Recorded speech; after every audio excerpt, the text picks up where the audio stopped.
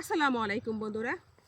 আমার আমার দেশবাসীর কাছে, যারা প্রবাসী আছেন তাদের কাছে, পুরো পৃথিবীর মানুষের কাছে একটা আর্জিটা হচ্ছে, এই যে আমাদের বাংলাদেশ ছোটো একটা দেশ, এদেশে যদি অনেক বড় যদি ভূমিকম্প হয়, ভূমিকম্পন যেটাকে বলে, এই যে এই শুক্রবার দিন হইলো, তারপরে আরও দুইটা হয়েছে, তো ওই বৃহস্পতিবার শনিবারও হইলো, তো ভূমিকম্প যে হইতেছে, তো এখানে কি হাজার হাজার মানুষের কি হয়, জীবন চলে যেতে পারে যদি মনে করি একটু বেশি মাত্রায় হয়। তো যেখানে এই সামান্য ভূমিকম্পে মানুষের অনেক ক্ষয়ক্ষতি হয়েছে, তো মানুষের বিল্ডিং ভেঙে গেছে, কেউ নিচে পড়ে ব্যথা পাইছে, কেউ হসপিটালে ভর্তি আছে, কারো উপরে বিদ্যুতের তার পড়ছে, অনেক মানুষের এই মাথা ফাইটা গেছে, তো অনেক এক ধরনের সমস্যা হয়েছে। যেমন আমার সাধারণ একটা আমাদের গ্রামের বাড়ি, গ্রাম অঞ্চলে, এখানে আমার বিটিটা কিন্তু ভালো ছিল না, মাটির নিচে ফাঁপা আছে, আমি জানি এটা গড় তোলার সময় সমস্যা ছিল, তা আমার গড়টা কিন্তু 3 জায়গায় ফেটে গেছে।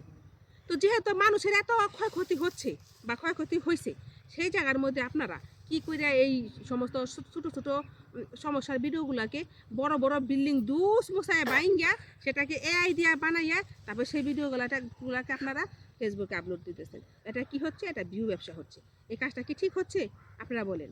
আপনাদের বিবেকে কি বলে? আপনাদের বিবেকে আলোচনায় আপনাদের ব্রেনটে সেটা কি বলে যে আপনারা কি এটা ভালো কাজ করছেন না খারাপ কাজ করতেছেন? অন্তত পক্ষে ভূমিকম্প নিয়ে কেউ এআই দিয়ে ভিডিও বানায়েন না। এআই দিয়ে ভিডিও বানায় 10 মশায় ভাঙ্গা ফালাই দিয়ে সেই ভিডিওটা ফেসবুক আপলোড দিয়েন না, দয়া করে। অন্য কিছু নিয়ে খেলা করেন সমস্যা নেই, মানুষ নিয়ে খেলতেছেন, এটা নিয়ে খেলতেছেন, সেটা নিয়ে খেলতেছেন, টাকা নিয়ে খেলতেছেন, পয়সা নিয়ে খেলতেছেন, খেলেন, কিন্তু মানুষের জীবন নিয়ে খেলেন না, ঠিক আছে? এটা হচ্ছে পৃথিবী। তারপরে এমন কিছু হইব যে মনে করেন দিশাও পাইবেন না, তখন সত্যটাও দেখানোর সুযোগ থাকবো না। আল্লাহর হাতে বুকা দাও, আস্তে আস্তে করবো গাও, বুঝছেন? তো আল্লাহকে ভয় পাইয়েন, আল্লাহকে ভয় পাইতে হয়, কারণ আল্লাহকে যারা ভয় না পায় তাদের মধ্যে কোনো মানুষত্ব নাই, আর মানুষত্ব যার ভিতরে নেই তার কিন্তু কিছুই নেই। তো সবার উপরে মানুষত্ব, তাহার উপরে নাই। তো আপনি যে মানুষ, তার প্রমাণটা দিয়ে যাবেন পৃথিবীতে, কেনে দেবেন আপনার কর্মের বিনিময়। আপনি যদি কর্মটা খারাপ করেন, আপনাকে কেউ ভালো বলবে, আপনাকে খারাপ বলবে।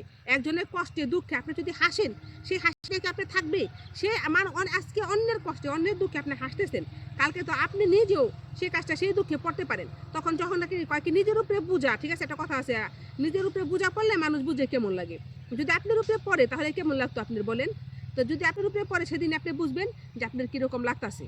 তো এটাই বলতেছি আমি, এরকম করেন না কেউ কারোর সাথে, 2 নাম্বার গিরি করেন না। তো অন্য কিছু নিয়ে করেন, এরকম ভূমিকম্প নিয়ে, তারপরে বিল্ডিং ভাঙ্গা নিয়ে, বিল্ডিং পাকা হওয়া নিয়ে, মানুষ মরা নিয়ে, লড়াই নিয়ে, কাইজা নিয়ে, ঝগড়া নিয়ে, এগুলা নিয়ে কি করেন না, এআই করেন না। আপনি সুন্দর করে এআই দিয়ে সাজাই একের পুতুল বানায় তারপরে ফেসবুকে আপলোড দেন, তাতে কোনো সমস্যা নেই, ঠিক আছে?